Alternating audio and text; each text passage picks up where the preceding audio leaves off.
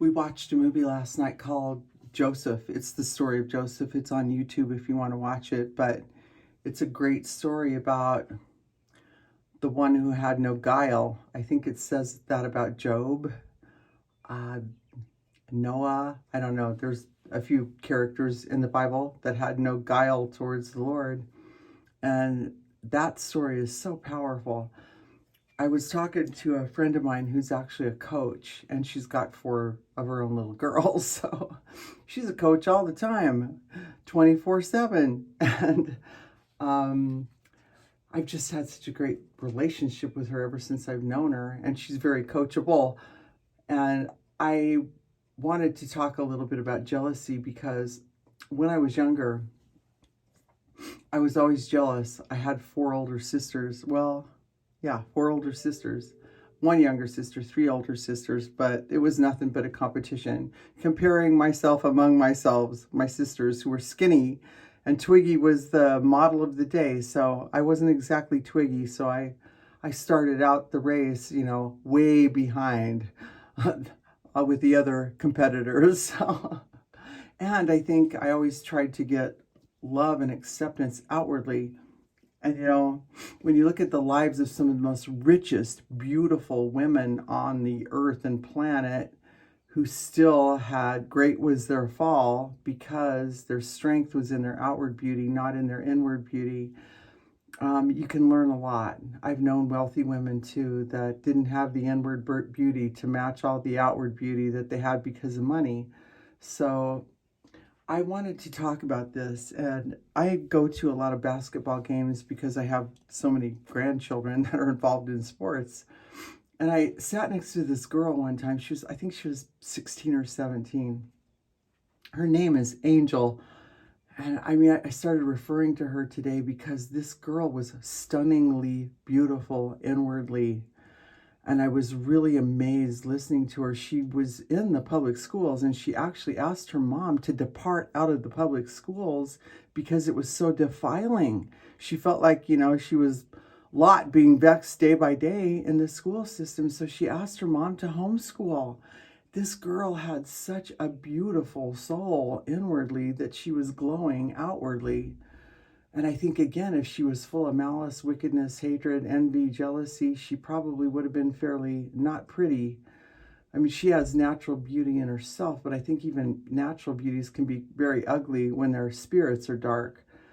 And I think one of my favorite scriptures about that actually is in Psalm 45. The queen's daughters are glorious within because they don't obey demonic spirits. They cast off the works of darkness in their head and out of their mouth, and they obey the right Father, so they're glorious within. They're making obeisance to the right spirit, the right voice. Even my husband has said something really interesting the last several years that I'm understanding the depth of more all the time, that what matters more than anything we're ever going to say and do is actually containing a good spirit, being walking vessels of the light of God, because we get his light every day and we share it.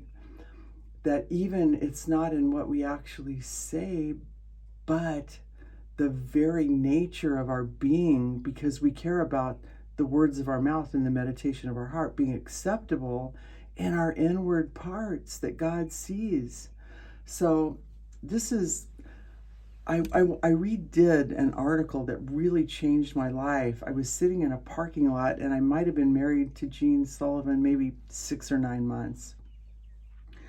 We were in Wisconsin, and he was going to go in and talk to a pastor of a church, and I was out in the car. And I'm having all these it was like if you could get drunk on the cup of devils, I was drunk as you could get, with those thoughts. I'm never going to be enough. I'm never going to cut it. How am I ever going to make it? I'm never going to be who God needs me to be. I'm never going to be who this man of God needs me to be. Who do I think I'm kidding? I'm having all these really dark thoughts about how condemned I am. And again, when you grow up in a family with unenlightened souls, and there's this subtle kind of constant condemnation in you little you little piece of junk kind of that are making me unhappy. There's this really condescending, condemning way people can relate to each other that's very, very hurtful. And so when I mean, from the time I was little, I remember looking in the mirror and actually despising myself, hating myself. I wasn't one of those people that thought I was the queen with the golden, you know what. I really thought I was, the piece of scum walking on the face of the earth, and my mom was holy and my sisters were holy, but I didn't know how they got there. And I think even when you don't have personal people in your life that have the testimony of Jesus to help you overcome the darkness, I mean, kids need moms that can talk to them about real life and relate to them and talk to them about things like lying, envy, jealousy, stealing, whatever, the stuff little kids do, sneaking food, be able to relate to them and not just condemn them. Anyway, I'm going to go into this little thing on jealousy now. So it's really basically the difference between outward beauty and inward beauty and the battle between the flesh and the spirit. So again, this is a mixture of Melody Green and me. And I will leave the link, even if you do a search for Melody Green's article on jealousy, our hidden demise, you'll find it. So she starts it out with a handful of nothing. Jealousy, Ecclesiastes 4:4-6. Then I saw all the toil and all skill in work comes from a man's envy of his neighbor. This also is vanity and is striving after the wind. Better is a handful of quietness than 2 handfuls of toil and a striving after the wind. So jealousy is totally ruthless and uncaring. It is a common motive for murder and cruelty and lays at the root of the actions of a mass murderer like Hitler. Wrath is fierce as anger is a flood. But who can stand before jealousy? Proverbs 27:4. Jealousy is cruel as the grave. The coals thereof are coals of fire, which has a most vehement flame. Song of Solomon 8:6. Jealousy is hidden at the root of other motives, influencing our thoughts and actions.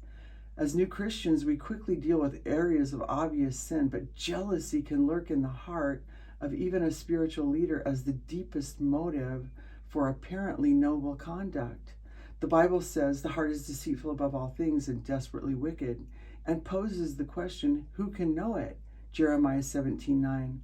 Only the Spirit of God can discern for us the root of our own motivation. We need Jesus desperately, and He's the God of all truth, and we need to tell Him the truth about where we're really living. I've shared a lot of videos on my YouTube page about feeling slighted by God and God coming through for me because I put my trust in Him. I'm not going to divert to all those stories right now because I want to get this done. So the motive for the first murder was actually jealousy. So let's look at this painful story of the 2 little boys who grew up, Cain and Abel. So it came about in the course of time that Cain brought an offering to the Lord of the fruit of the ground, and Abel on his part also brought of the firstlings of his flock and their fat portions. And the Lord had regard for Abel and for his offering, but for Cain and for his offering he had no regard. So Cain became very angry and his countenance fell. And the Lord said to Cain, why are you angry? And why has your countenance fallen? If you do well, will not your countenance be lifted up? And if you don't do well, sin is crouching at your very door, and its desire is for you, but you must master it. And Cain told Abel his brother, and it came about when they were in the field that Cain rose up against Abel his brother and killed him. Genesis 4:3. And if you read in the New Testament, it talks about how this scenario is going on and on and on and on, all the way to the book of Revelation. So have you ever really grasped the startling ruthlessness we are capable of when this sin is entertained in our hearts? These brothers lived in a corrupt, comparatively sin-free world, as part of the first family. Do you think they had affection for each other? Of course they did. But one murdered the other because of jealousy. Him not doing well in his own inward battle became his outward murder. Because when we're not happy, like Romans 14 says, due to what we ourselves are allowing, we're playing out the role of Cain in our lives by default, trying to do outward works instead of knowing inwardly the Lord, really wanting the words of our mouth and the meditation of our heart to be pure and acceptable in God's sight towards Him and others. I think I mentioned this because I'm going to end this now. I'm going to say this. You know, all through the Bible, it talks about being earthly, sensual, and devilish, worldly. Even Jesus in the desert, the devil's talking him into loving his belly, setting his mind on earthly things, and gambling at rebellion against God, jumping off buildings, right? So we rebel against his voice. It is itself the source of all jealousy. And because people are carnal and worldly, which is what Romans 7 is all about, like, do the things I don't want to do. I don't do the things I do want to do. Who can help me? If we're not getting light and help in that battle, we'll just live out the role of Cain in our life. So now I'm going to make part 2.